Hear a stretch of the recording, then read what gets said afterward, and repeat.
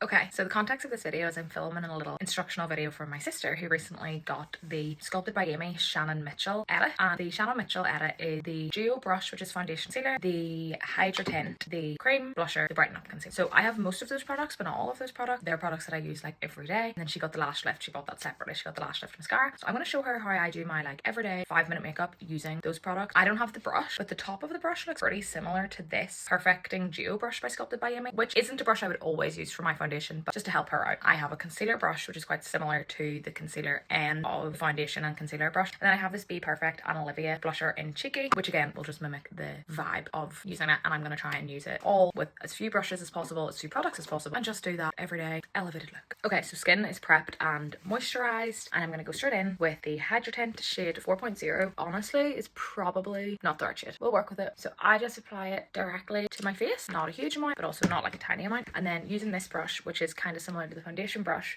on the duo ended brush that comes in the set, just like literally buff it in. I usually use like a bigger brush, like a bigger headed brush, just because it blends it in quicker, but this does do exactly the same job. And try not to drag it, more like tap it. So if you finish in pointers, is obviously make sure you get your neckline. I try not to drag it down my neck too much if the colour is looking okay, which I think it is. Side of your ears, side of your head and your ears. Get your eyelids a little bit, not too much. I also like to try and do like around my eyebrows because I don't know why. It's like that skin doesn't take makeup that well. So that's the foundation or the base on, which honestly already I'm like, you could just leave it as it is. Then I take the Brighten Up concealer, and this is in the shade Vanilla. This is the shade that I use with the shade 2.5. I actually also have this in like Biscuit, which arguably would have been a better match, but it's fine. And then taking this brush, which is a brush, it's a PC18, which is similar to the concealer end, and this I'm gonna just like tap out like this way to try and like lift my eyes a little bit. This is the way I do my concealer, but I don't think it necessarily really matters. And then eyelids, just try and tap this in. Also use your fingers for concealer, but have the brush, so you might as well use the brush. And then any excess I like to kind of bring